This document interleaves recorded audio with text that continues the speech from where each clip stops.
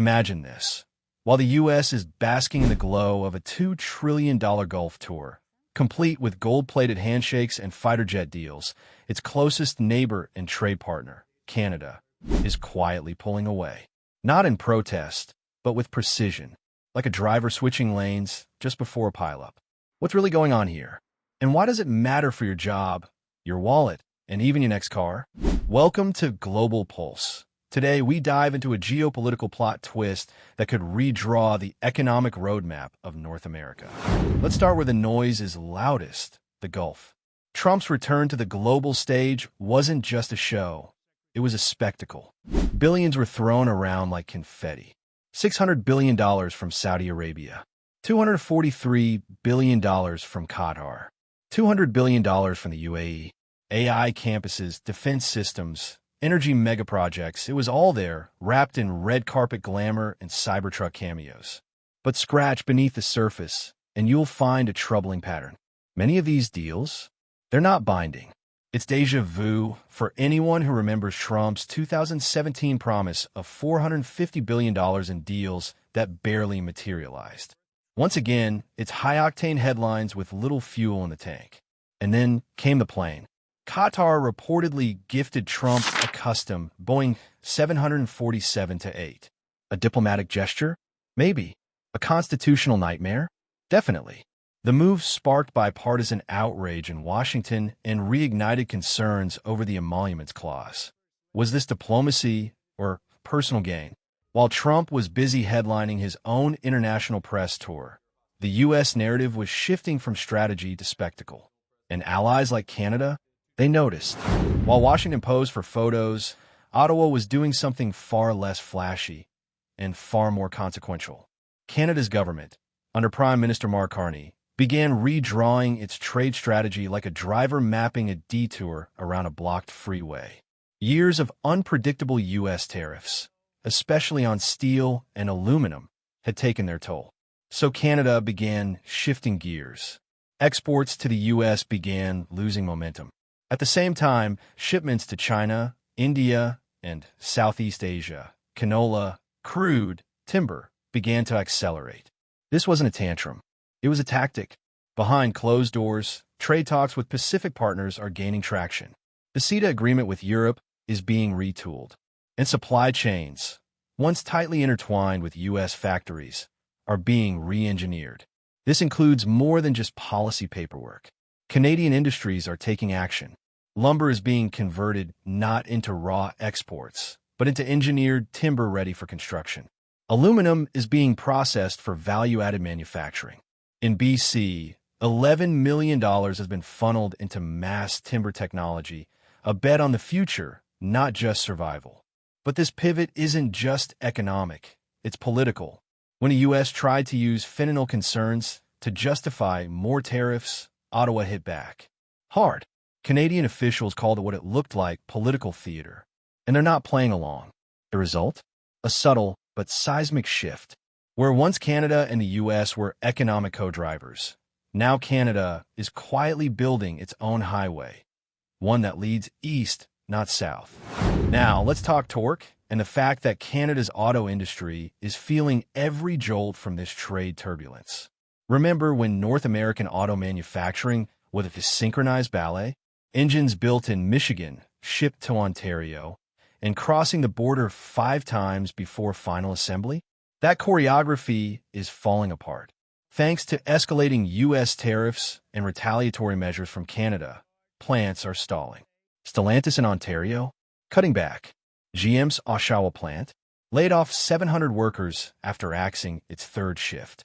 Even with some carve-outs under the USMCA, any part not clearly protected is now a liability. And it's not just cars. The ripple effects are slamming into steel, aluminum, and softwood, industries once buoyed by seamless cross-border integration. Prices are climbing. Contracts are stalling. And although Canadian consumers haven't felt the full brunt yet, analysts say that window is closing fast. 6 months. That's the estimate before costs start hitting store shelves and your wallet. In response, Ottawa is trying to muscle up its economic defenses. That includes investing in finished goods, not just raw exports. It's the difference between sending logs to the U.S. and selling mass timber to Asia. But make no mistake, this shift isn't a cure-all. It's triage. And if economic stress keeps rising, political pressure will follow. Which brings us to the political fallout. For decades, the U.S. and Canada were trade soulmates, deeply integrated, interdependent, and mostly aligned. That era, according to Prime Minister Carney, is over. A bipartisan U.S. delegation recently flew to Ottawa, hoping to patch things up. But Carney didn't sugarcoat it. The deep integration model is outdated, he said.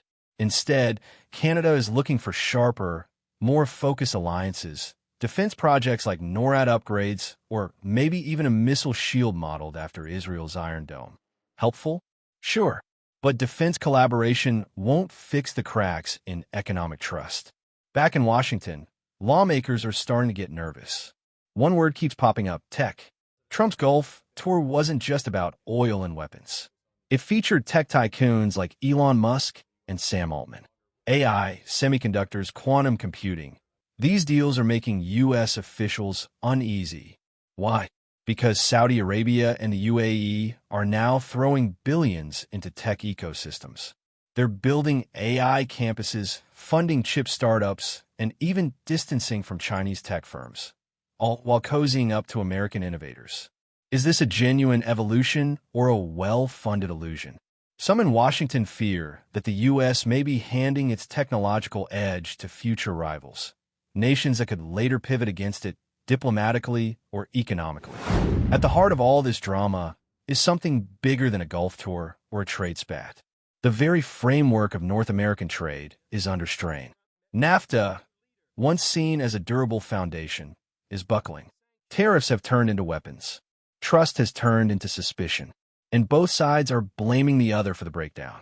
Canada, for its part, has imposed retaliatory tariffs of up to 30% on select U.S. goods. Washington accuses Ottawa of protectionism. Meanwhile, Treasury Secretary Scott Bessent is floating the idea of reviving a regional trade pact. But behind closed doors, Canadian officials aren't buying the charm offensive. The trust meter? It's flashing empty. Instead, Canada is doubling down on diversification. The upcoming federal budget is expected to inject major funding into clean energy, rare earths, and AI infrastructure. The goal? Become less reliant on U.S. ports and parts, and more aligned with markets in Europe, India, and Southeast Asia. This is more than economic hedging. It's a turbocharged reinvention. Canada's new model? Go lean, go digital, go global. But there's a cost. Classic interdependencies, like shared auto production, cross-border energy pipelines, and harmonized agriculture, are slowly unraveling. The idea that a single engine block could cross the U.S.-Canada border 5 times before becoming a car? That's heading for the scrapyard of history. So what now? Final thoughts. A road diverging. Trump's $2 trillion Gulf tour was sold as a geopolitical masterstroke. But instead of tightening bonds with traditional allies like Canada, it may have deepened the fractures. Behind the fanfare, the deals look shiny but unstable. Canada's pivot, by contrast, is quiet, steady, and increasingly permanent. This isn't just about one trip or one presidency. It's about the shifting tectonic plates of global power, trade, and trust. So we want to hear from you. Did Canada make the right call by drifting from the U.S. economic orbit? Will Trump's Gulf strategy pay off or backfire spectacularly? And how might all of this affect your next car, job, or monthly expenses? Drop your thoughts in the comments. If you found this breakdown insightful, hit that like button and subscribe to Global Pulse, your front row seat to the forces reshaping our world. Until next time, stay sharp, stay curious, and keep your eyes on the road ahead.